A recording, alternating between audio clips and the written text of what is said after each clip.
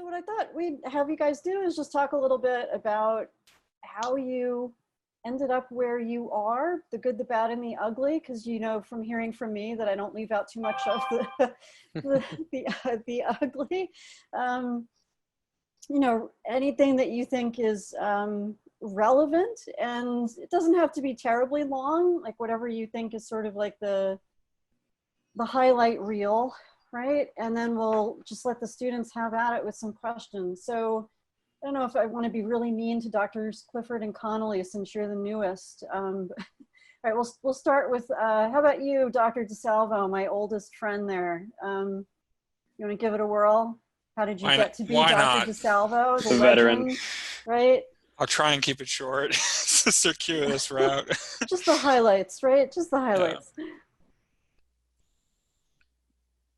Okay. Yeah. Yeah, so my name is Dr. Andrew Desalvo. I am currently the state wildlife vet for the Pennsylvania Game Commission. I joined them late last year, and I bounced around both before and after vet school. Prior to vet school, I was a science teacher, then a park ranger for a little bit, and then went to vet school and did some international work after graduating. I worked with the Cheetah Conservation Fund over in Southern Africa and in Namibia. And then from there, I moved to New York City and worked on a large-scale white-tailed deer sterilization project for population control measures. And from there, I went out to California for a couple of years, and I have now found my way back to the East Coast and have settled just west of Harrisburg in Pennsylvania. So it's been a wild ride, but I'm happy with the position that I'm currently at. And I think I'll be staying here for at least a few years. Bouncing around so much does wear on you over time. So I'm happy to have settled down a bit for now. I think those recommendation letters, DeSalvo, you are at the end of the of the line as far as those go. Okay, so let's see. So John, how about you? So hi everyone, my name's Dr. John Fieger. So I am currently the veterinarian in charge of the New York ports for USDA APHIS, and then I have lots of things after it. It's FIOPS, field operations, imports, exports. So basically I'm in charge of all animals that enter the United States from the JFK airports and around. We are in charge of quarantining them and making sure they're free of foreign animal disease before they enter the United States. Mainly it's horses and birds, and we also do get a lot of zoological animals. We've had penguins, giraffes, you know, all kinds of crazy things. So I graduated from Cornell in 2016. While I was in Cornell, I did the dual DVM MPH at the University of Minnesota. I finished that in 2017.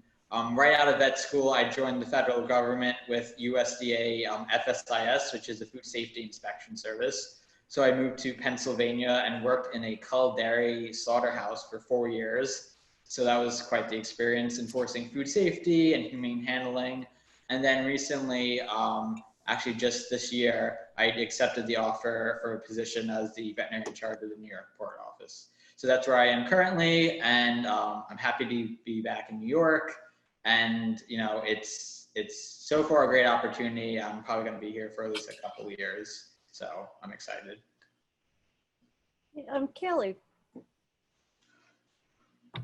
Hi everyone, I'm Dr. Kailey Anderson. I'm the veterinary resident at the National Zoo. So I haven't quite found my grown-up job yet. Still on the path. I'll be a third year in July, so I've been doing it for the last. If anyone has questions about residencies, let me know. I am a graduate of 2016, yay John. And I did my rotating internship in Washington, D.C. at Friendship Hospital for Animals. I was a small animal specialty clinic. And then I moved to Oklahoma for a year, and at the Oklahoma State University, I did my specialty internship in zoo, wildlife, and exotic medicine. And then I moved back to DC for my residency, which is where I am currently. So let me know if you have questions. Yeah, I think I went in the opposite order. So like, Captain, how about you?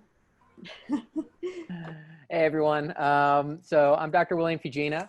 I graduated from Cornell a year ago, quite literally, back in 2019.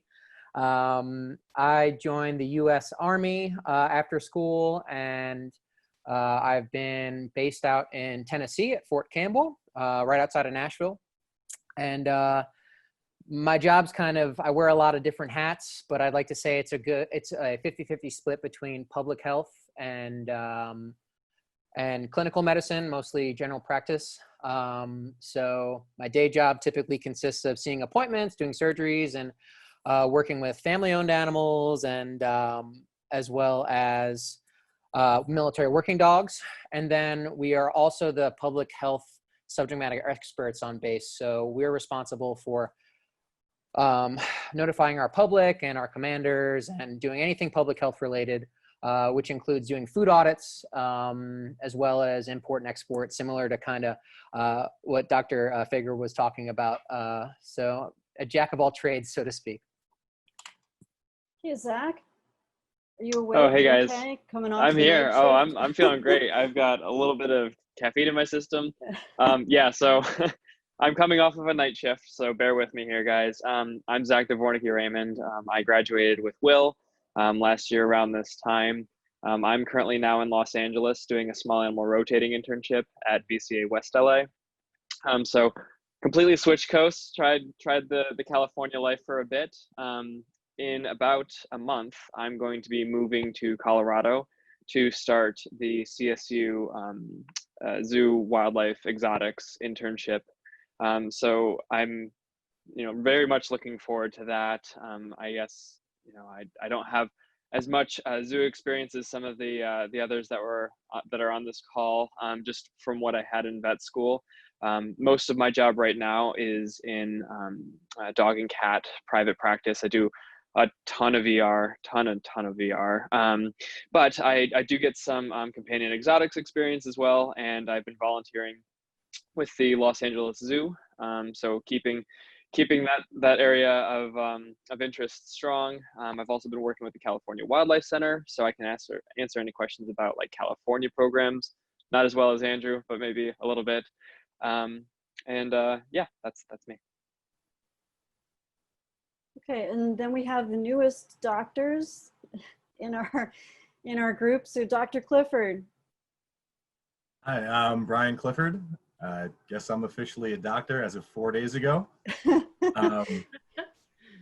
During vet school, I worked with Dr. Bunting at the Wildlife Health Program during some summer and winter breaks. I was also a student technician at the Wildlife Health Center, the Rehab Center. And I'm starting up a wildlife at Tufts University's Wildlife Center in about 17 days. Okay, Dr. Connolly. All right. My name is Pat Connolly. I'm a recent 2020 graduate. Like Brian, I've also spent a lot of time working with the Wildlife Health Lab. I spent about the past year and a half as a research assistant. And I've also been doing research with the Lab of Ornithology at Cornell for about a year now as well. Waiting for some PhD application decisions to see where I end up next year, but I'm hoping to do some infectious disease work relevant for wildlife health and conservation. Yeah, and if we have anything to say, it will be with us, right? Hopefully. We get to keep you. Jennifer will be happy if we get to keep you. Okay, so awesome. So lots of different types of experiences, and I have a list of questions people submitted ahead of time, and I thought we could start in like chronological order. So one of the questions is, what did you do in vet school that helped you the most, in getting to where you are? So I always get lots of questions like that. What did you do? Is there anything in particular? I also like thinking a little bit about, is there anything that you didn't think much of at the time that turned out to be really important? Like I had no interest in wildlife when I was in vet school, and then I was like, oh, what's over there? So anybody want to take a crack at that? Like anything in particular that you thought you did that got you where you are? So I would say something that I did was just reach out to people in the field. Veterinary medicine is a pretty small field as it is, and then if you narrow it down to wildlife medicine, it's even smaller. I've gotten cool job opportunities reaching out to Dr. Bunting. I've had a couple of volunteer opportunities on wildlife project with some endangered species that I've gotten, just cold emailing people in the field, some externships that I didn't think would be possible that were enlisted just by reaching out to people. So I just reached out and kept looking for new opportunities. And some of the connections I've made along the way helped me secure my internship that I have now. So you never know what's going to come out of just cold email to someone in the field. Do you guys all feel like that's kind of the way it works, more so than looking looking for lists or looking for jobs? Like that's kind of what's gotten you the most luck with stuff? Yeah, I think a lot of the opportunities aren't advertised. And so, if you reach out and make a good connection with someone and are persistent, sometimes they could actually find opportunities for you that never reach these job listservs or educational opportunity listservs. Because at the time that you're going to see that, a lot of people are going to be vying for that position. So it's all about those connections that you make and the networking that you do kind of behind the scenes. So I would agree a lot with what Brian just mentioned. Yeah, and I guess, sorry, go ahead. Sorry. The biggest thing is getting your name out there and being known for someone, like having positive associations with your name, making those connections where you're meeting people who would be more than willing to recommend you to their cohorts or their coworkers, and just getting out there that you're a good worker and have those people behind you that will support you so they can get you those job opportunities, or at least, get your name out there so you may get them in the future. I always joke with you guys that the recommendation letters, like it's not like your grades aren't important, but there has never been a time out of all the recommendation letters that I've written that anybody ever asked me about your GPAs. Not one time. Yeah, if grades were important, I wouldn't have a job. So we do want you to do well, right? But it's a little bit more like John is saying about having people get to know you and know what you're capable of. Do you think, like John, you went directly from the MPH to the USDA? So I completed the MPH while I was in USDA. While you were in USDA? Yeah. But you applied to USDA. I think the MPH helped get me this job now because, so the government goes up to up to GS 15. So right now I'm in GS 14. So it requires a lot of experience and having different opportunities that you can prove that you've dealt with difficult situations or people and stuff like that. And also having those people, like I said, vouch for you and say, oh, this is a good worker. Because that's honestly the most important thing in my opinion. Having your references say, I would hire this person, or I would recommend them to work for you. Because you could have great resume, but if you have people that are like, yeah, they're difficult to work with, or I can't trust them, or they're not a hard worker, that will directly sink your application. But having those people that can say, I absolutely stand by this person, I think that's going to be the best way to get those desirable jobs people want. Yeah. I tend to write about baking ability. Yeah. You never know. I mean, you never know when a relationship that you build in the past will come up again. So just to give you guys an example, my senior case presentation in vet school, a co-author on the paper that came from that senior case presentation from an externship ended up being my boss for my residency position in California a couple of years after I graduated. And so I built that relationship early on, published a paper, didn't really think much of it at the time, but apparently I wasn't too terrible to work with because she decided to hire me. So you really never know. I mean, as Brian mentioned, as John mentioned, it's a really small world when you narrow vet medicine down to wildlife medicine. And if you have a good reputation and you are responsible and hardworking, that will follow around. And the same goes if you're not hardworking and you're not responsible and you have a bad reputation. So you really have to be careful, be, very amicable and diligent. And I think that will serve you very well. And you never know kind of what doors it will open up in the future, just to use myself as an example. Yeah. And just to kind of piggyback off that, even just during vet school, we talk a lot about getting jobs out of vet school, right? Which is super important, but kind of falling back on, it's all about who you know, right? And that played a huge role in me getting externships. I did my externships at the Philadelphia Zoo and the Wilds in Ohio. And additionally, like all the amazing international opportunities at Cornell. I took advantage of Expanding Horizons, as well as I took advantage of Dr. Radcliffe's One Health conservation course, and I went to Indonesia. And there's also an opportunity to go to Belize and do work at the Belize Zoo. And a lot of that falls back on, because those opportunities are so niche, but also, you know, wanted by a ton of students, it all falls back on, you know, kind of who you know, developing those relationships early, and just sending out, you know, like Dr. Desalvo said, that cold email, just sending it out and seeing what happens and being persistent. I think that plays a huge role in vet school, and it certainly plays a much bigger role too outside of vet school. So you have a couple questions about internships. So we have Brian, Kailey, and Zach, right? Andrew, you pretty much ran in the opposite direction, and I remember many conversations about, I will do anything, but I am not doing that.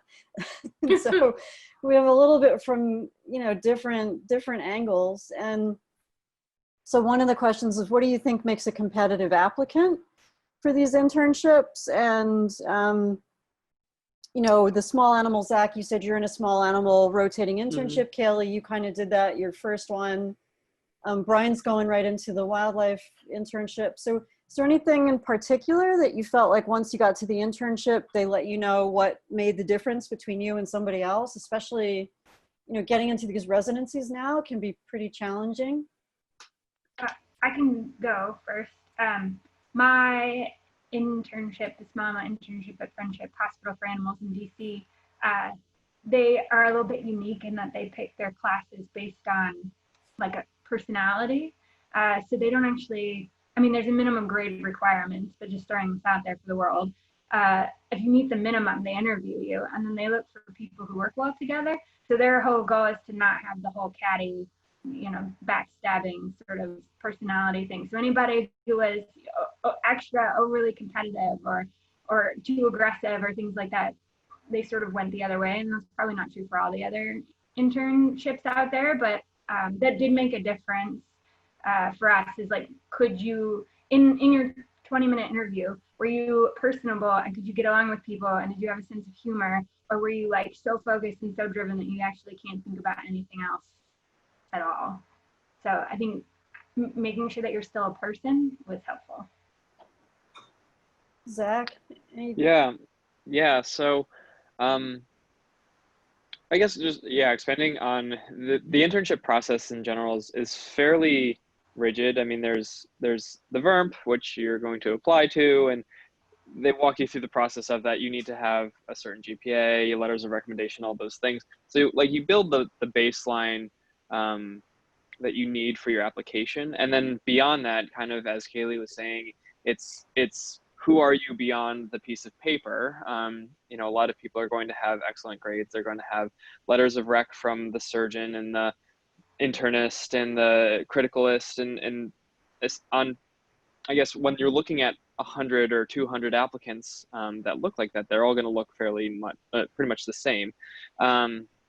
So then what I guess came down to differentiating me, speaking with my current intern director, who I've grown very close with, it was actually a friend who's not on this call, but a Cornell graduate. Her name is Tatiana Weisbrod.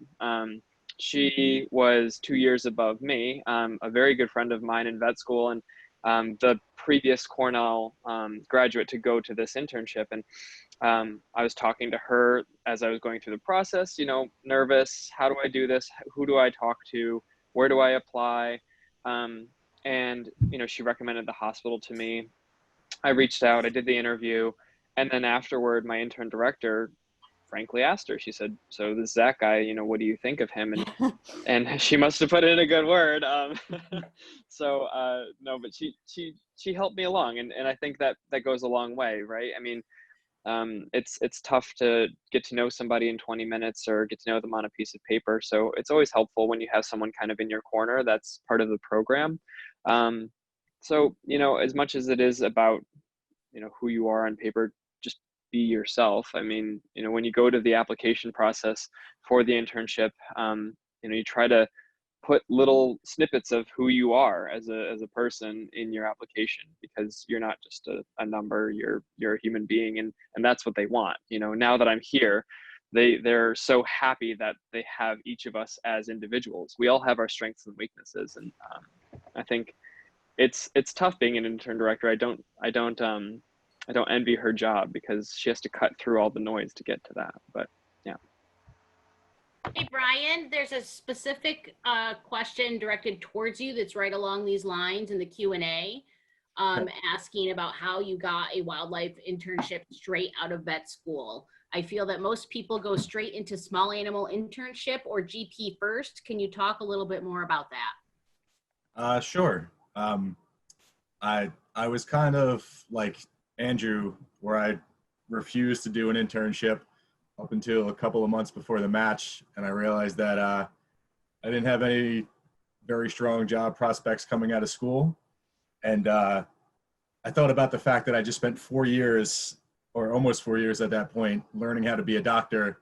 So I wanted to kind of use some of those technical skills, and I figured an internship would be good for that. I made a bit of a compromise where I said I refused to do a small animal rotating first because it doesn't interest me.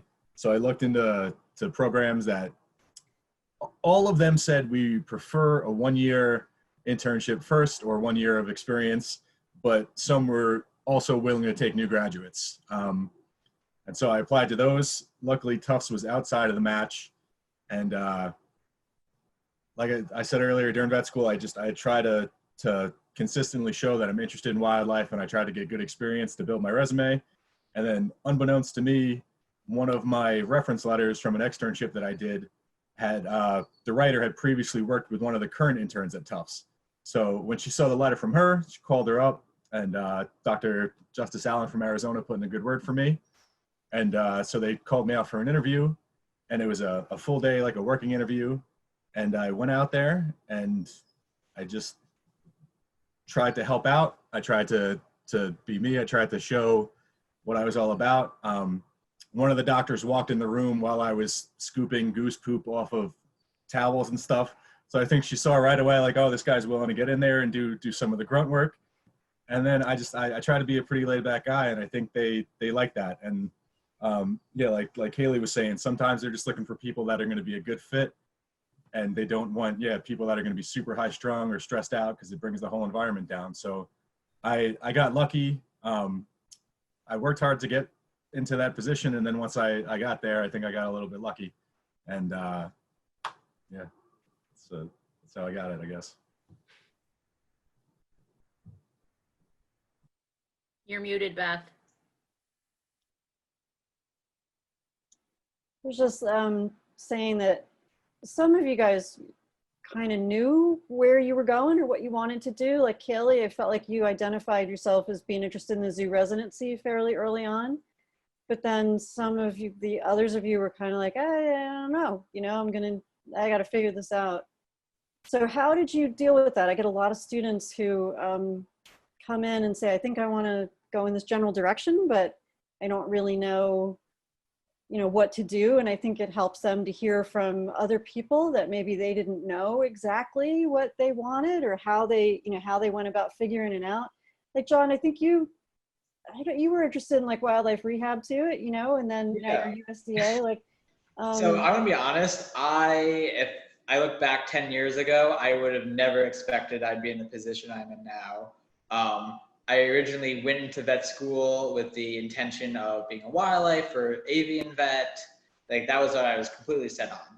And then I, had my experiences in vet school, and to be quite honest, I just didn't really enjoy the clinical side of stuff as much as I thought I would. So I pursued, my master's in public health, and I really enjoyed that. And then I kind of explored my options. So I got a job in the federal government. So like I said, I worked in a cull dairy facility. I had never touched a cow before I entered vet school. And I'm now working with, hundreds of them every single day, for 4 years. And now I work with horses and penguins and pigs and all types of animals. So I think the biggest thing is, try different experiences and find out what you like and what you don't like. What you may like or what you may think you like is completely different than what you end up doing, because you may have an ideal, like idolized version of it. But when you actually start doing it, you may realize it's not for you, or you may not be as happy as you think you would be. So I honestly, like, just give things a chance and see what makes you happy and see where opportunities take you. The one nice thing I found in veterinary medicine is that there's so many different paths you can take.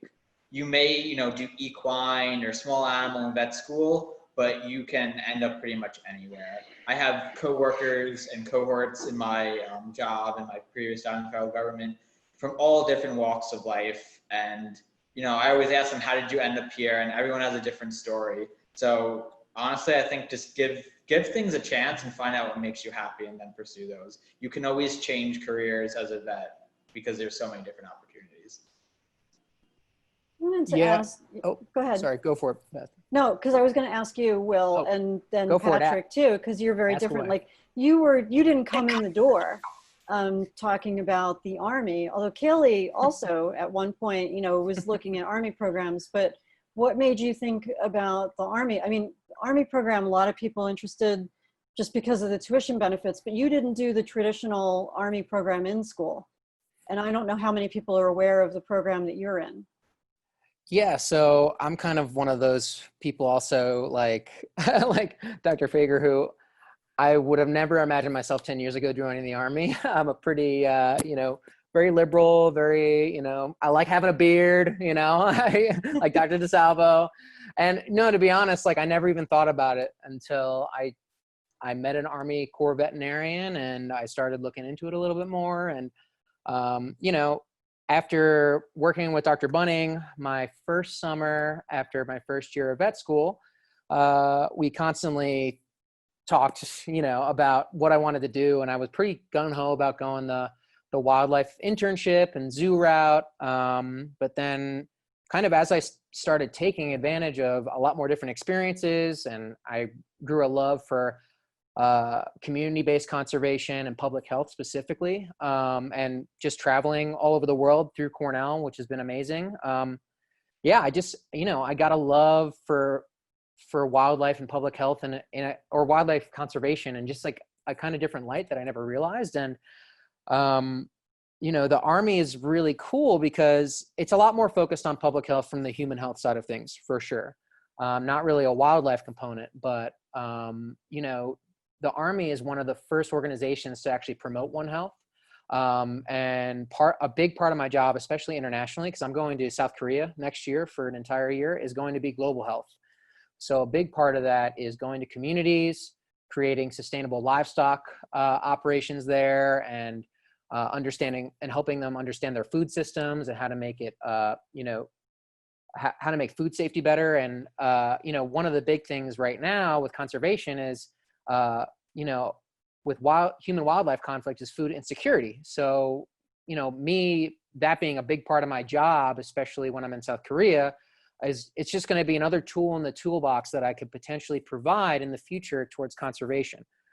So like a big reason I joined the military was that public health exposure, while still also being able to maintain my clinical skills. So I get to work and do surgeries every week and see patients and deal with itchy ears. I get to see emergencies. I'm on call sometimes, but not as much as Zach, I'm sure. Small animal clinics on the bases, right? Yeah. So, like I basically am the owner of a clinic. So what I do is I'm learning everything from the business of managing a clinic to managing soldiers and educating them. And then also, being the head vet who, that's a big responsibility, as a lot of these new grads will see once you get out into the big real world, when it's just you and the patient and it all falls on you. It's pretty amazing experience, and stressful to say the least. But yeah, the military is just a really cool option. You get to travel all over the world. And for me, like, I get all these benefits while also still having a pretty healthy work-life balance. I get paid to work out. I get to have, weekends and time off, and, additional to getting loan forgiveness, which you actually don't, if you did what I did, which is I applied at my 4th year, I still get loan forgiveness. Is really nice. So I'm planning on being loan free in like 4 years. So, it's not the whole thing, but it definitely plays a nice role. If I want to get involved with wildlife and conservation in the future, I'm not going to have money necessarily weighing over my shoulders to, play a role in that. So, there's a lot to say about the military, but feel free to, reach out whenever you need. I'll give my contact info. I'm happy to talk to you about it. So Patrick, like you're pursuing PhD programs. Yes. Yeah, and I know maybe some of you, Andrew and I certainly talked about grad programs. And what made you think about doing, PhD, doing research? Coming into vet school, I kind of already knew I didn't necessarily want to do clinical medicine. My goal at the time was to do wildlife pathology. But then first year of vet school kind of taught me that I hated histology. And kind of as I embedded myself in a lot of different research, I had been doing research as an undergrad, and I just kind of realized that the veterinarian really has an interesting role to play in a lot of health research. And that's just the path I decided to try to go on, try to increase the skill set that could offer to conservation related efforts and wildlife. So what do you want to do with your PhD? Do you know? You thought about that? I think I'd be happy to do anything wildlife related. I think working in academia would be great. Working in nonprofit or government would be great too. So long as I get to do interesting work, I think I'd be happy to end up anywhere. Yeah, I think it's interesting that you guys didn't necessarily have like a job in mind and come in the door with a job in mind and, put together like what you were going to do, like stepwise. A lot of it's been trying to figure it out as you went along. Mm-hmm. Anybody have any, like I always talk about my painful time in cat practice. Got one. As being formative and like that comment about histology, I really like pathology until I realized what it was to do it all day long. Yeah. So anything that you did that turned out to be just either a disaster or a mistake that you were kind of like, okay, yeah, definitely not that, go for it, Zach. Yeah. So I think before we were talking about how we all kind of collectively decided that we weren't going to do an internship, and here I am in an internship. Mine was a little different. It wasn't that at some point I woke up and was like, wow, I really want to give this ER thing a go. I really like dog and cat practice now. That didn't happen necessarily for me. It was more that I had a lot of conversations with some really fantastic mentors at Cornell and otherwise. Dr. Bunting being one of these people whose office I sat in for way too long and annoyed her while I yammered on about my life goals. A lot of people told me for what I want to do, which is to do international conservation work, that I need to collect enough tickets, so to say, to get there, right? I need to build the skills, as Will mentioned, the tools in the toolkit.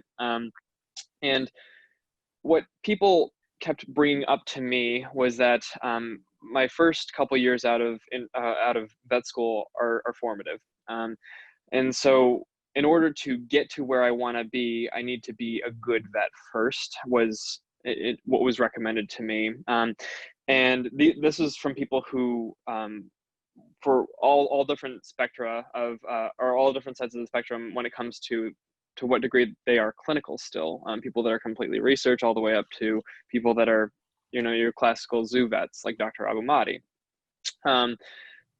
And so for me, it was just recommended strongly, more so than anything, than that I should do the 1 year of internship, of rotating internship, to just solidify my skills, really lock in those 4 years that I just worked so hard to get through, and then take it from there.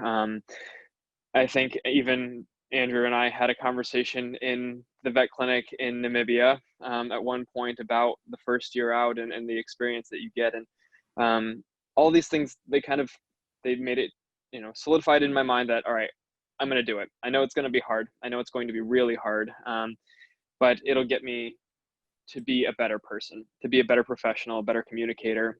It's not just about the clinical medicine when you're in an internship, as some of you will learn, and many of us have learned. I guess going from there, you just build on that. So it's not so much that I regret it at all. It's not a regret. It's been a very tough year. I think the small animal rotating internship is no joke. That's why it has such a reputation within clinical programs for being, depending on who you talk to, equivalent to 3 to 5 years in private practice. I certainly agree with that. I mean, I see probably 10 to 12 cases a day that are everything from primary care, you know, your ears, your eyes, skin, that stuff, up to and including tertiary level cases. I've even had a couple of quaternary cases where they've gone through specialty service after specialty service, and all of a sudden they hand it to me, and Dr. Dvornicky, now you're the one that has to save my pet. And as these guys were mentioning, like that's a lot of responsibility. But learning how to manage that, learning how to be a professional, and stepping into the white coat, you know, we're handed it. It's draped over our shoulders, but then at some point you kind of have to fill it in. And that whole process has been this year for me. So I tell people, you know, I probably don't have a long time left in me for clinical medicine. I'm not going to be a clinician forever. At some point, I want to become more of a field veterinarian, and then from that point, step into the regional and even global conservation realm. But this year has been great for me in that regard. So I guess kind of spinning the question, even the things that aren't necessarily the what I would say is the most comfortable path forward. You know, I didn't want it, but growing doesn't always feel good. And looking back on this year, I've grown as a person a ton. So I guess even the mistakes aren't always mistakes. Yeah, and just like looking at you guys, I know the first year out, like Kailey's kind of smiling a little bit. Andrew and Will and I were just talking about this the other day. The first year out is rough. For a lot of reasons, you know, and we don't necessarily highlight that when we hand you the diploma. You batten down the hatches, right? That's how you earn your stripes, though. So yeah, but looking back on like my first year out was tough too, and what you get out of that, you know. Not necessarily like you were saying. It's not every job is like quote unquote the dream job, but you still get something out of it. Yeah. Well, and Dr. Bunting, you and I had a lot of conversations. Oh, sorry. No, go ahead. I was just going to say, Dr. Bunting and I had a lot of conversations. Don't make me mute you. Zoom! About your work as the veterinarian that walks into a room full of wildlife biologists who are gruff, who are not looking for somebody to just talk down to them. I think Kailey and I have a very similar experience in our internships. Kailey being in DC, where everybody has a law degree, me being in LA, where everybody is somebody, you know, a lot of big personalities. Learning how to talk to people has been like 90% of my job. And so I just want to put that out there as well. Like, you just need to find what it is that you're building and focus on that as part of your training. I've just thrown in as somebody who can grow facial hair and look older, learning how to talk to people so they believe you that you actually are the doctor. Learning point. Yeah, the face masks have been great for me right now. Before the quarantine, I didn't have all this, so I looked like a child. Ask Will. You know, I looked like I was 16, and I've had plenty of my clients laugh in my face. They're saying, "How old are you, kid? Like, what are you telling me about this? You know, what do you know?" And that's tough. I hear you. I don't think the facial hair helped, but I would say, you know, the first year is going to be tough regardless of where you go. You can make it easier on yourself if you find a good mentor. So I leaned very heavily on mentors that I had developed while at Cornell, but my first year out of vet school was overseas without great mentorship, in-person mentorship. And that made it very, very difficult. So while an internship stateside might be more challenging clinically than maybe the direction that I went in, if you have a good mentor, whether or not that's the medical director for the hospital or a resident that you meet during the interview process who can serve as a mentor, that will help so much. And even though it sounds a little cliche, I want to second the fact that having people skills to me has been one of the most important things to have. For example, when I did my summer internship at the Wildlife Health Center, I interacted with, wildlife rehabilitators, which if any of you have done before, sometimes they can be challenging to work with. They have strong personalities, strong opinions, and learning those skills on how to deal with them, being tactful at how you say it has directly translated to my current job and my previous job. I've had to deal with stakeholders, as a regulatory agency, you're essentially dealing with situations where you're telling people no or regulating them, which they're not going to like. So having those people skills, being able to explain your positions, why you're making decisions, interacting with wide groups of people who have differing opinions and viewpoints, that to me has been one of the most important things to learn and build. Because, even though we work with animals, whether you're in private or federal or, whatever, there's always people attached with them. So and especially if you want to go on a more global scale and the higher you go up in organizations, it becomes more about dealing with people and the politics behind decisions. So it's really important to have those people skills and develop them so you can have visions and actually implement them without getting these roadblocks along the way.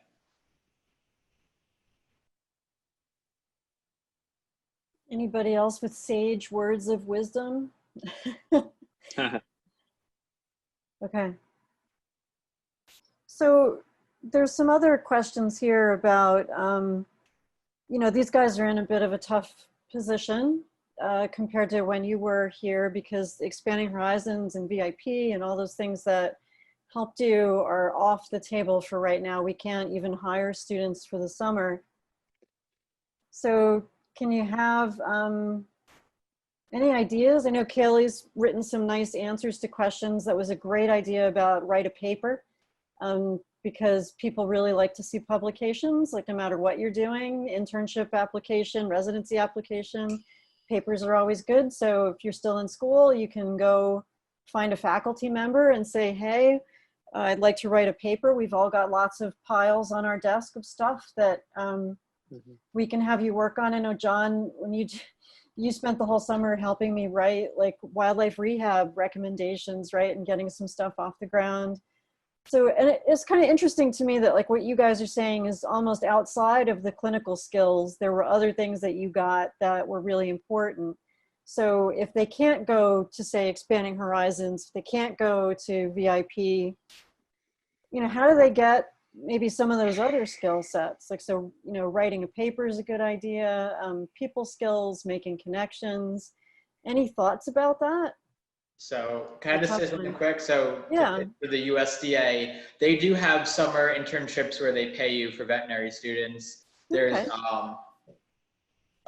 There's some scholarship, I think it's called the Salty T. Wilson Scholarship, where you do, you work for the USDA and they'll provide, they can give you a job afterwards. There's summer internships, working at the different, possibly the port offices or the field staff for APHIS.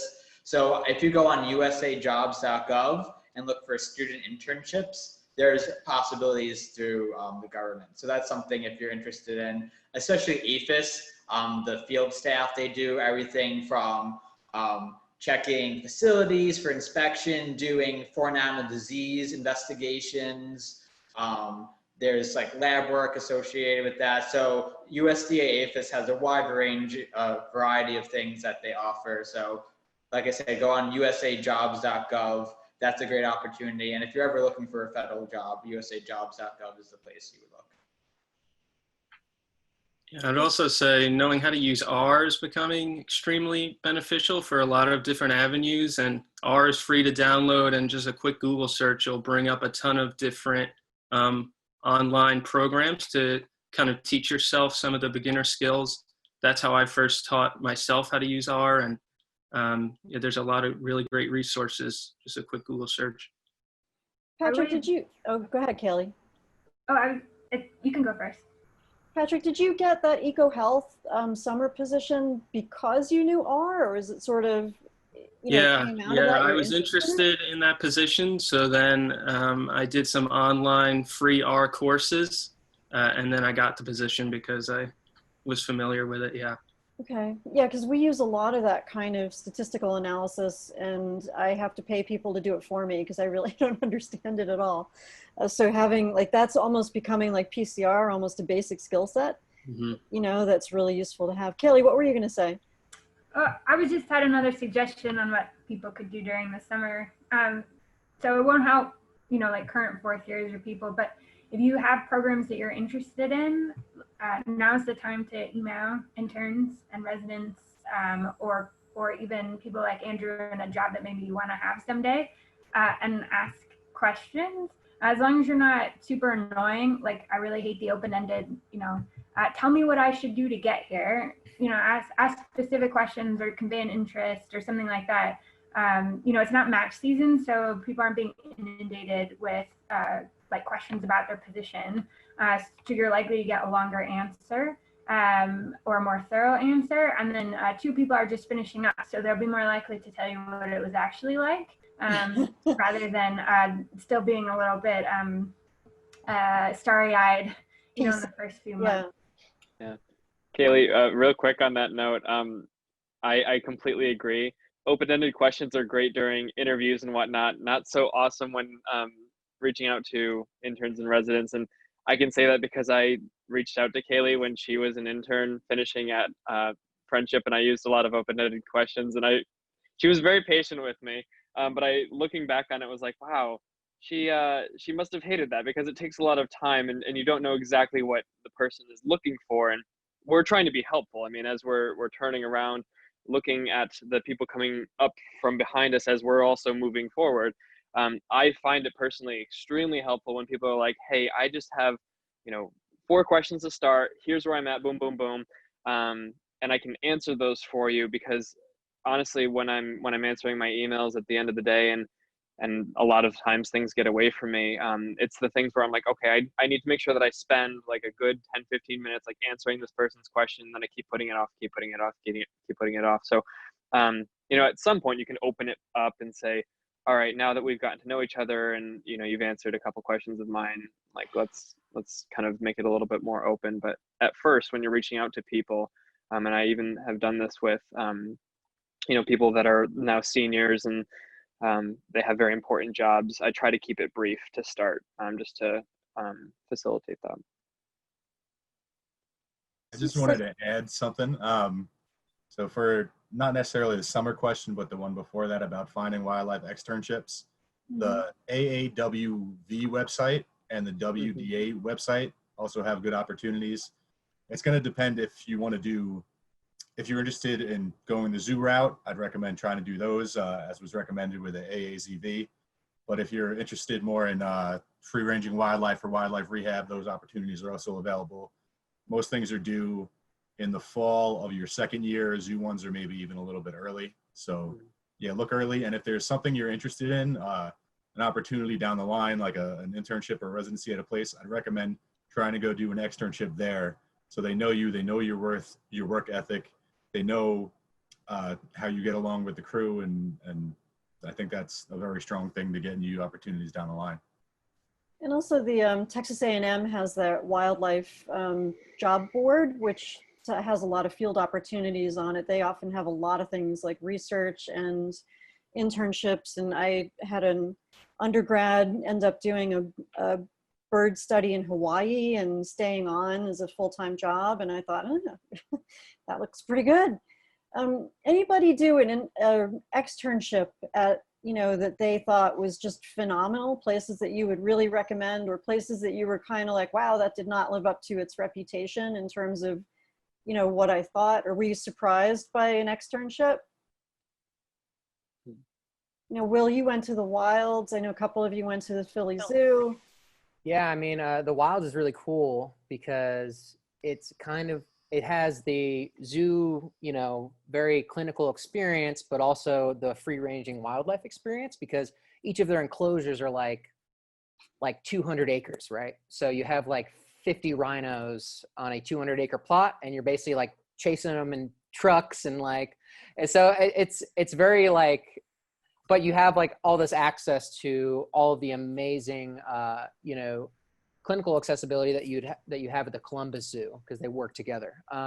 So that was one thing I really liked. Also, I really I have a soft spot for mountain gorillas, and Dr. Jan Raymer, who is now the head vet at the Wilds, was one of the head vets for gorilla doctors. So it's a hard group to get it in with, but it's an amazing group to get it in with. And she played a big part in getting an opportunity to go to Uganda to work with mountain gorillas during my CD period after clinics, which was absolutely insane. And I'd be happy to talk about that, privately with people too. But yeah, the Wilds is awesome. Highly recommend it. And the Philadelphia Zoo. I think a zoo experience is really valuable because all of us are very interested in the zoo wildlife route. And it's a really valuable experience to, I think, get a zoo part of, one of your externships, because you don't know what it's like to work at a zoo until you do something like that. So I think it's a really good opportunity to see. Yeah, it's good perspective. And I really loved it, but I didn't think it was necessarily for me after I was done with it, even though I loved it so much. So I have something to add to that, and then this will set Pat and Kailey up perfectly. So I really recommend the Smithsonian. In 2017, I think it was between my second and third year, worked at SCBI in Front Royal, Virginia, so didn't have to travel abroad. Set up a research internship with them that summer, and I absolutely loved it there. And that actually, going back to the networking thing, I met a bunch of really wonderful people at SCBI that ended up being the people that I contacted when I wanted to go to China in March of 2019. So I built those relationships over a summer, and then it opened up to something international later on. And then Pat also went to China, so maybe he can talk about like his experience with Smithsonian, and Kailey is also working with the Smithsonian. So I don't know. And if Alex was here, Dr. Travis, I'm sure he would be happy to hear all of this. I think they're a wonderful organization, full of caring, passionate researchers. There are some veterinarians as well involved with both the zoo and the research base. So I guess kind of all over the spectrum of zoo and wildlife medicine, the Smithsonian has great opportunities. And if anybody has questions about navigating that application process, I've done it now a couple times and I'm happy to help. They also have an interesting program that is online where they do, at Front Royal, they offer classes like coursework in, I don't know how, like field ecology, things like that, demographics. That was like another kind of another tangent question that I was going to ask you guys, but we'll put that one in like the order. Things that you wish that you had learned in vet school, or things that you were kind of, now that you are where you are, that you wished you had been able to experience. But yeah, Smithsonian has like a great array of opportunities. So would you say, Zach, so anybody else on like externship experiences that were really formative? I mean, I had really no interest or minimal interest in zoo and wildlife till I did the rotation at Philly Zoo, and I was like, wow, that was something that I hadn't really thought seriously about, and just did it like, wow, that looks like fun. And then I thought, wow, okay, this is cool stuff. So anybody else have like a, that kind of experience with an externship? I stubbornly kind of did all my externships with state wildlife agencies. Yeah. I had the position that I'm currently in, I kind of had my mind set on pretty early on, and then getting experiences with the DEC in New York, with Beth, as well as with California, Oregon, and Idaho. Even though I took a bit of a hiatus abroad and then in New York, that experience of, I think it was about 10 weeks, 10 consecutive weeks in my senior year, kind of let me know, confirmed that it was the career path that I wanted to take. I was okay with the chaos that comes with working with the State Wildlife Agency. What chaos? Yeah, it's perfectly orderly. Yeah, it's there's the experiences were slightly different from one state to the next, slightly different wildlife you're working with, and different personnel, but there's a lot of similarities from one to the next. That being said, I was very narrow focused. And I often get emails from students who have multiple options in front of them, and they're pained trying to figure out which path to go. And hindsight's 2020, and I'm saying this after I've secured a position that I desired, but I would say, to the best of your ability, don't kill yourself over those decisions. Pick something that is interesting to you and then pour your heart and soul into it. And you have no idea what it's going to lead to, what relationships you're going to create from that. And very few of us have very straight line paths to where we're at. Bounce around a little bit. And I was a little bit older when I went to vet school, but I wasn't ancient yet. So you have time. Like, you have time. Careful, Desalvo. Yeah. Be careful. I have more gray hair in my beard from when I was in school, but I just wanted to get across the point that you have time. You have time to explore, especially maybe if you came in straight to vet school from undergrad. But you have 5-6 years to mess around if you want. You can do an internship. You can do a residency after that. Get really skilled clinically. You're going to be the person that's called if I have a really invasive surgery in one of our Rocky Mountain elk in Pennsylvania. I don't have the confidence surgically maybe to do a very complicated procedure. So there are certain advantages and disadvantages to every decision you make, but don't kill yourself over analyzing it to the point where like you're losing sight of the fact that, hey, I've got 2 or 3 great opportunities in front of me. What just kind of, I hate to say just go with your gut, but like, what's the coolest opportunity? What's the most unique opportunity that's in front of you? And for me, that was going abroad for a year. I didn't think I wanted to work internationally long term. Going abroad, I mean, you learn a lot by what you don't like sometimes. When you go into a situation and it's not going as you had foreseen, and it's difficult, that sometimes provides more value than just reaffirming, like with my externship experiences, that I like state wildlife agency work. And going abroad, maybe realize international work is fun, but it's far from family, it's far from friends, and it's very, very, very challenging.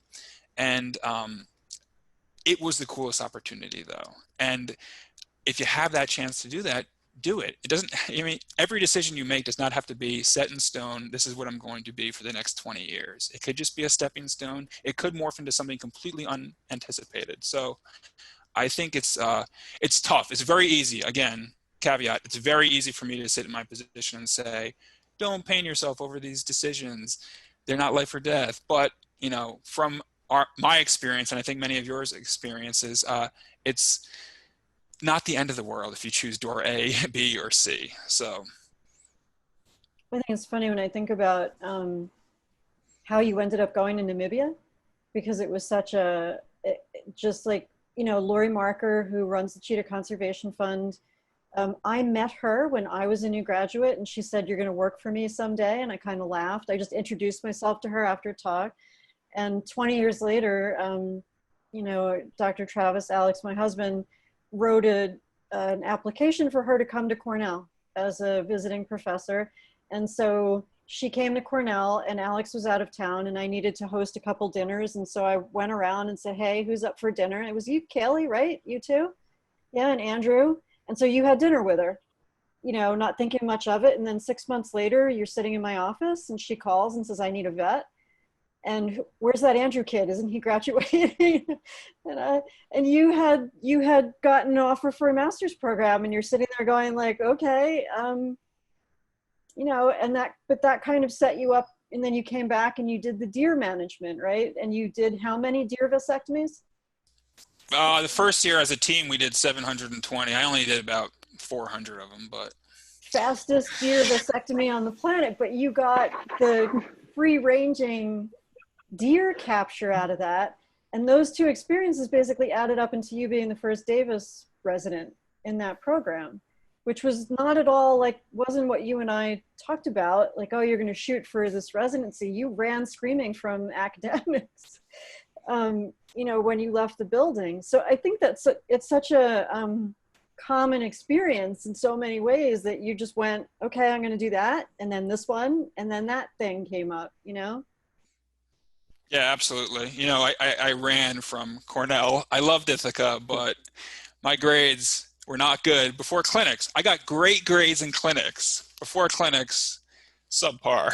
So not important. It's really not important. I sometimes kick myself for not paying attention more in endocrinology class, but yeah, it's just one of these things where, I'm very happy that it's worked out. If it hadn't worked out, I can look back at the past 5 years and look at all these crazy experiences I've had, darting free range leopards, chasing after bighorn sheep, and doing all sorts of weird stuff in Staten Island, where angry New Yorkers see a headlamp at 4 a.m. in their backyard, and they're screaming at you that they're going to call the cops. So yeah, it's just it's just going to be a wild ride, right?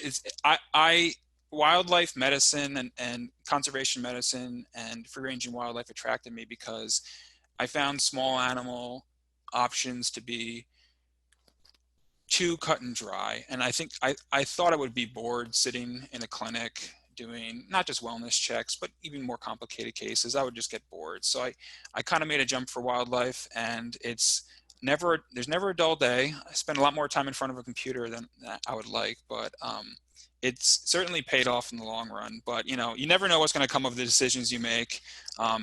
Just find cool opportunities. Even if you can afford, I know it's tough in times like this with restrictions on hiring and movement and all that stuff. If you can afford to take a low-paying job, that's a crazy experience, go for it. I know not all of us are that fortunate to do that, but just kind of go for the crazy experiences is what I would say.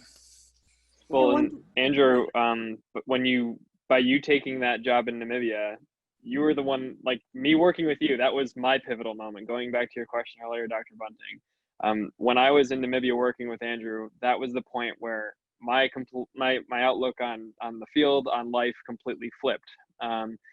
And I wrote about it then. I'll be writing about it for years to come. That was the point when I woke up and decided that I wanted to do international work, because that really did stand out to me. When I came into vet school, I was very much more focused on like the classical zoo medicine, wanted to really be clinical, and working with Andrew inspired me to think broader, think bigger. So, I mean, part of your decision is also, how you're going to be influencing the next generation. So kind of cool. So one question that comes up a lot is how important is that basic clinical medicine for what you guys are working with? John's kind of smiling, a lot of you, it kind of like get that small animal kind of experience, right? Brian and I talked a little bit about, do you do ambulatory? Is ambulatory a good experience? Certainly John, like you're up to your eyeballs in cows, right? How important, is it that you have that some kind of really basic, like Zach's going through now, small animal emergency work, to kind of get, especially like you guys have been out a little bit longer. Has that come up? Do you feel like, that's really important? Do you rely on that stuff? Or do you, because more people are, like Brian's going right into an exotics internship. And that used to be something that we said, well, maybe a small animal internship is better to do first. But how do you feel about that? I would say that I think a small animal internship should be mandatory. I know. Everybody on this panel is going to have a freak attack. But I think that it honestly made better doctors for me. And then watching people in my field who didn't do it, there's like a huge difference in sort of like clinical competency and how fast you can make it and the kinds of things that you're comfortable dealing with. I mean, all of that stuff about like Addisonian, you're like, oh, an Addisonian crisis, like where's that in the zoo? Well, then, having, the bizarre and strange cases that show up and you're like, well, this actually looks like that one thing I had in small animal, or, oh, gee, we have an ear infection in that tiger. Like, did you know that we have long-acting ear meds that you can shove in the ear and we only have to do it every week? And my colleagues are like, what? Because it's new and it's up to date. And it's brilliant because now the tiger is, nobody's thinking about daily treatments or daily anesthesia, because you can like take all that stuff from dog and cat and then be like, all right, well, now that we're going to treat the anteater, what can we do for this? Or what can we do for that? It's led to a lot of like innovative solutions for me during my residency, my internships, stuff that you're like, oh yeah, why do I need to know how to do, orthopedic surgery on dogs? Well, I just helped a surgeon replace a ligament in a crane, so that she could keep walking. We didn't have to euthanize her because, 2 legs in a bird, if you lose one, it doesn't go so well. So I think it's brilliant. And I know I'm outnumbered on the panel. It's okay. I went the traditional route. Nobody shoot me. But I think I couldn't be where I am without it.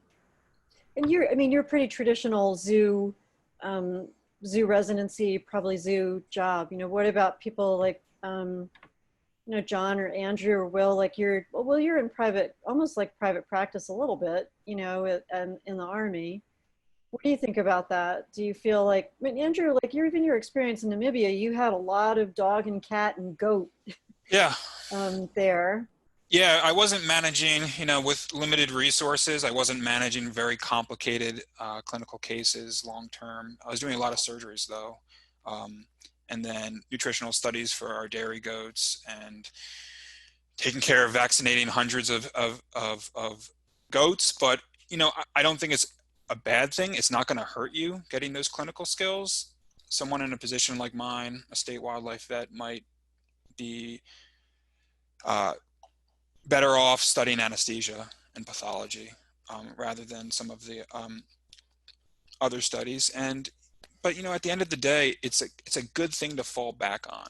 So I kind of say, if you're unsure of what you want to do, what's the harm in 1 year of your life that's going to improve your decision making, is going to be really challenging. So maybe whatever you have after that will never quite meet that challenge. So it's going to, toughen you up a little bit, give you some good clinical skills, and you never know when something's going to pop up that might be, you might be able to draw a correlation to how you treated a small animal, right? A lot of times in wildlife, there's, obviously maybe less is known about this specific species and how it might react to this medication or this treatment protocol.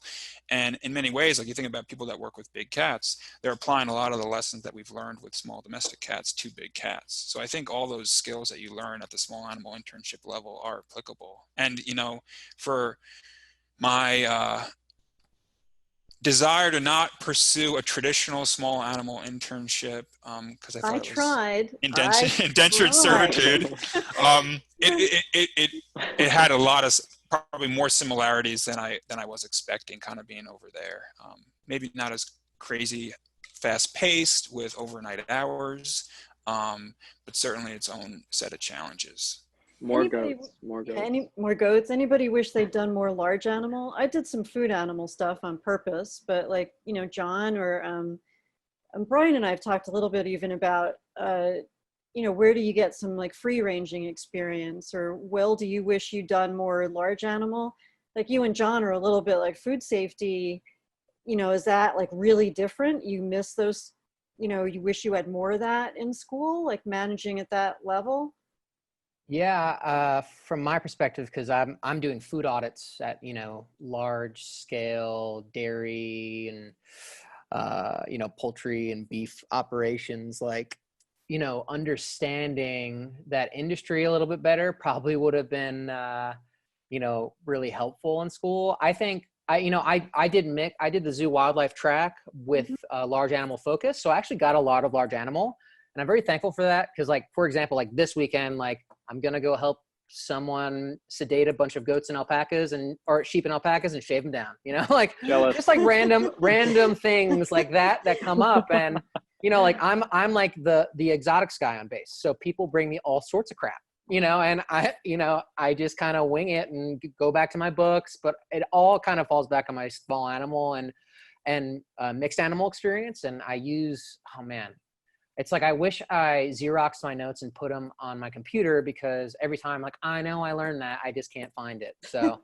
it's like, save your resources, utilize your experts that you've, accumulated throughout the last 4 years. And, I obviously haven't had an internship experience, but I fall back on my small animal medicine skills on a daily basis.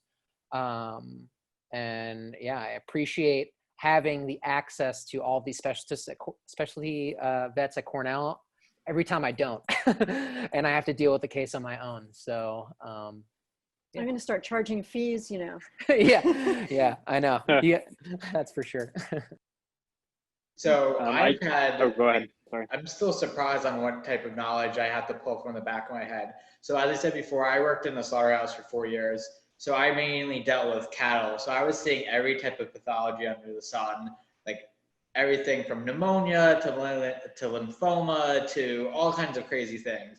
And my recent job, now I deal with imports of animals, and it ranges from now I have to work with horses and try to recall the different foreign animal diseases like Durine, glanders, and what the signs and symptoms are.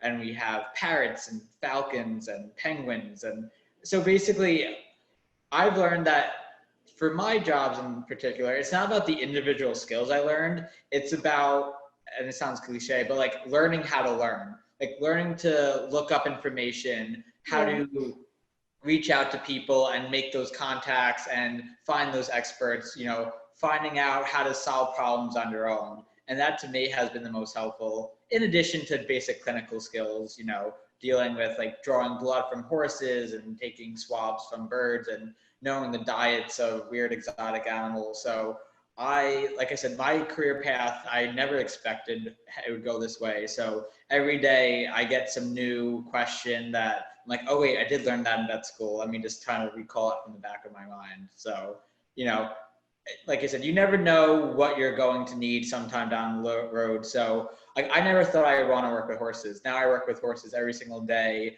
dealing with foreign animal diseases, working with multi-million-dollar race horses that are imported in. So, just even if you're not interested in the subject in vet school, definitely pay attention because you may never know what you may end up doing in the end. So. Yeah. I want to expand on that as well. So I kind of want to be the devil's advocate against my own career path. A lot of my, again, brilliant mentors have told me that it's always the people that did the specific pathway that advocate for their own pathway. And I'm going to break that chain. So I think the ultimate answer to what kind of experience do you need to do a small animal rotating internship? I don't think so. Because I think the answer is, what do you think you want to do, or what are you interested in? If you do know what you want to do, is the experience going to match that? Even if it doesn't, as Andrew kind of alluded to, it's not the end of the world. But I don't think it's mandatory. I mean, think broader.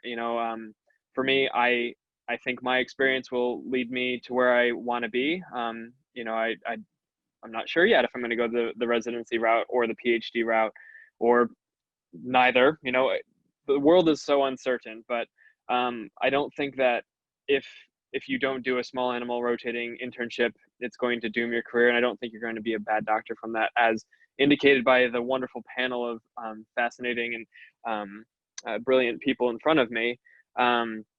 So yeah, I guess, from somebody who's doing a small animal rotating, it's not the end all be all. I don't think. I would have loved to have more sheep and goat experience. I have told many people, I tell people every day, if I could be a sheep and goat doctor for the rest of my life, I would be so happy. I love goats, but so I miss them dearly. But I don't think that we need to be, I don't think you need to be dogmatic. Don't feel like you need to do one thing. There's no direct shot to being the zoo vet or the wildlife vet or the public health official. I mean, you'll get there. Just keep navigating your own interests and finding ways to expand your skill set.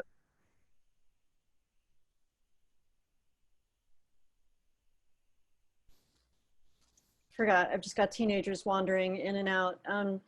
So we have like 10 minutes left. I don't really see any other questions. Do you guys, please feel free to ask these guys specific questions now that you've gotten to know them a little bit better. I'd also say, don't also overlook large animal experiences and mixed animal experiences. Don't just think of the small animal internship as your possible, if I don't know what I'm going to do option, because, for much of the work I do, well, I do a lot of bear work, which has some, corollaries to dogs perhaps, but a lot of the work I do is with ruminants and hoof stock. And so if you can get experience with goats and sheep and horses and cows, that actually, if you're interested in doing free ranging wildlife work, at least in North America, that might be more advantageous. But I think you can look to any any possible experience or any possible opportunity, and pick out nice little bits of skill that those opportunities will give you. And you're not going to find a perfect opportunity that's going to give you perhaps everything you think you need. And what you think you need might not be what you need. So just focus on those positives from that experience. So if you're doing like an experience that you think isn't super in line with your long-term career goals, well, what part of that experience can you apply to that long-term career goal, right? Is it the anesthesia? Is it the pathology? Is it other aspects? So just keep all of that in mind if you want to kind of go a bit more of a narrow focused route like myself or some of the other people on this panel. Yeah. I know plenty of zoo vets that did large animal practice for a while, especially the ones that, as Andrew was saying, work with the big ungulates. I don't think my dog and cat experience is going to hold a candle to the people that did, mixed animal or big ungulate experience, working with rhinos and whatnot. So I have some making up to do personally, but that's the joy of it all, is we're constantly learning, right? Yeah, I remember when I started in private practice and I was working with exotics, I had, my two bosses were giving me the lowdown in between every appointment. It's like, okay, you're going to see a hedgehog. It's going to have mites. You're going to treat it with this. Look, okay, walk in the door. There's a hedgehog. It's got mites. They're going to treat it with this, because you don't have time to sit there, so you've got to glue yourself to the, somebody that you trust, and you can get a lot from that. And then in between appointments, excuse me, I've just got to go get something. And then you're frantically looking through the books, right, for the diet or the husbandry. It's like John was saying, there's so much stuff to learn. Like I keep looking at you, John, and just thinking, how did you figure out penguins? Right? Just penguins. Because, one thing I think we all talked about was when I sent you guys out to do field stuff, I didn't really say, I want you to learn how to do anesthesia in this experience, or I want you to learn this specific skill, or even when you went to the zoo rotations, like you're hardly ever going to see the same things twice. It's more about learning, like John said, learning how to learning some way to kind of like cope with the fact that we all treat thousands of species. I mean, really, everybody else has got maybe 5, and a lot of them focus on one body part of one species, and we've got the rest of it. So either we're like really, really smart, or we don't know that we're really, much, really smart. Just kind of winging it, Yeah. I think you're a lot of overachievers. Yeah. I'm interrupting you because I have a hand raised, so I'm going to let somebody pop in with their question, okay? Yeah, absolutely. Cool. I'm not sure who 18057 is. It's me. Nicole? Hi. Yeah, it's me. Okay. Hi. This is off topic, but COVID kicked me to California a while ago, and I just wanted to say hi. Nice to see some familiar faces again. Okay, we can go back. Bye. Hey, Nicole. Hi, Nicole. Congrats on graduating. Thanks. Oh, that's true. It's Dr. Cole. She also has a brand new diploma. Brand new diploma. So, Nicole, where are you going? Am I still unmuted? Oh, cool. I'm going to a small animal exotics internship in California for the next year. Okay. And I had an externship with the Pacific Marine Mammal Center, but COVID kind of shut that down. So I'm still trying to talk to them and see if maybe they'll let me go in June now that we're in phase 2 of reopening, and maybe before my internship starts, but we'll see. Is that through the Navy? No, it's Okay. it's a marine rehab center. Cool. But And that's been something that you've been, Nicole, that's something that you've been interested in kind of from the beginning, although I sent you out to do horseshoe crabs at one point. Yeah, So, it was a lot of fun. Is your interest eventually to go back to marine mammal, and you're starting with the small animal internship, like as sort of building blocks? Yeah, so I think the dream would be marine mammal or aquatics in general, because I remember going to Aquavet and they said it's kind of hard. You can't just be a dolphin chaser because there's marine mammals, there's puffins, there's fish, and if you just do one thing, you're not as applicable to other things. So right now I just wanted to build my confidence as a doctor for the first year out, and go from there. That's my plan. Do you feel like, because we haven't really talked about marine mammal, like the job market for that is still pretty good? You know, it used to be sort of SeaWorld and places like that. What kinds of things would you be looking at if you were going to focus on marine mammal? Right now, so I know that the Monterey Bay Aquarium is trying to up its diversity, and there's a big push for that. And I know that there's a classmate that was talking about how they were trying to get more people in there. So I thought that would be really cool. There's also jobs in aquaculture. And like I said, rehab, there's research things as well. I was taking it a step at a time because I wasn't exactly sure 100% where I wanted to be exactly, just that I wanted to go back to the water. I just have to say I follow the Monterey Bay Sea Otter Cam. It's one of my favorites. So fingers crossed that works out for you, Nicole. That'd be awesome, but we'll see what happens.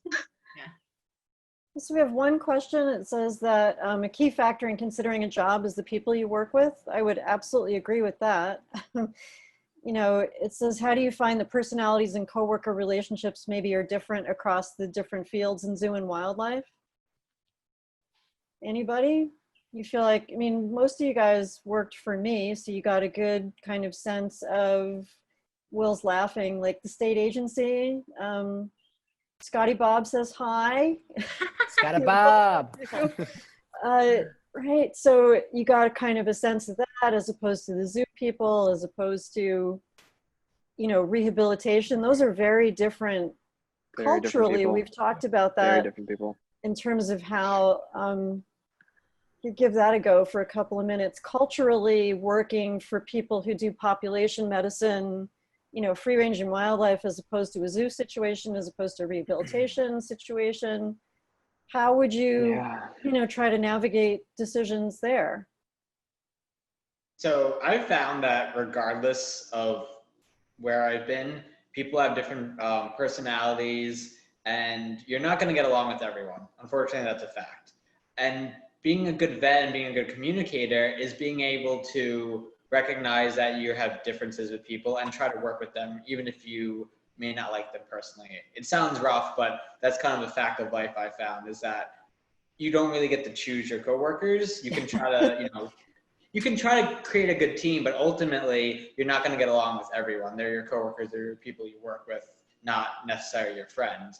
But that doesn't mean you can't be professional and respectful to them, you know, and work together with them and develop a good dynamic where you're able to achieve your common goals. So that's what I found, like being a good communicator to people is an important skill I found in being a vet, because like I said, every animal is going to have people attached with it. If you're getting into the government, you're dealing with the whole political side of things. If you're dealing with clients, you know, you have to meet their needs. And as a vet, people look to us for leadership and being able to build those bridges. And if you want to make big change, you're going to have to communicate well with people, even if they have differing opinions than you. So you guys were listening. Something that I've noticed that I've gotten experience at state wildlife agencies as well as some rehab places and zoos, and that I think in the more of the wildlife agency thing, you're going to have more kind of hunters and fishermen, sportsmen and women that have totally different thoughts about value of individual life as compared to population levels. And it's not saying that they're wrong or they're right, or that a vegan versus a meat eater is what makes you a good person or not. It's just something that you have to go in there knowing. And then some different political ideologies in those two fields that I would just recommend keep politics out of work and keep an open mind, and, you know, don't judge a person by what they eat or who they vote for. Just, you know, try to get along with everybody and have an open mind. And even within certain fields, you're going to find a lot of different institutions have very different cultures. You know, I've worked at a few different zoos. A lot were very laid back, friendly, open work environments, and then others were very cutthroat. and a lot of hostility. So as you just get more experience, you'll kind of find places that might be more fitting to your personality, or like John said, you'll just find ways to get along with everybody. They don't have to necessarily be your friends. A state wildlife job will allow you to grow a beard. I'll just leave it at that. Not me. The have to learn how. military probably will not. You'll get in trouble. I was gonna say, anybody wants the to DM wildlife folks Patrick, are he'll give awesome. them the down low on like who was super uptight and crazy and who was super laid back. The wildlife okay. folks in general are laid back. I mean, You those think are laid back? your Hawaiian shirts and blue jeans kind of people. I own 20 Hawaiian shirts, and I'm proud of each one of them. Yeah, certainly very different. The agency, I remember, I think, Kailey, it was you and your intern mate, we took to a state agency meeting, and you guys came out of there just looking completely defeated. And Dr. Schuler and I are like, we're having a great day. That was a terrific meeting. And so, yeah, very different animal welfare feelings, you know. Sometimes if you're, Andrew, you're the only vet, I'm the only vet. Sometimes you're the only vet in the room. You might have very different opinion as opposed to being in an environment where there's a lot of vets, where you're surrounded by vets, right? So sometimes you may be the only person that holds a particular viewpoint. Yeah, Right. it's super challenging, and I would say like no two even state wildlife agencies are exactly the same. Yeah. California Fish and Wildlife was very different than Pennsylvania Game Commission. It's and it's challenging when you're the only vet in the room and you come into a position like that. A lot of biologists, game wardens, and other individuals can sometimes be rubbed the wrong way because you may potentially be perceived as standing on your ivory tower, speaking down to them, saying, I have this education and this knowledge. And so having some humility and listening, being very good at listening, I think early on in jobs is super beneficial, because I've learned this the hard way in past experiences. If you go into a job and you notice all the things that are wrong with it that you want to change and come right out of the gate and say, oh, we need to change this, change that, and change that, people will hate you.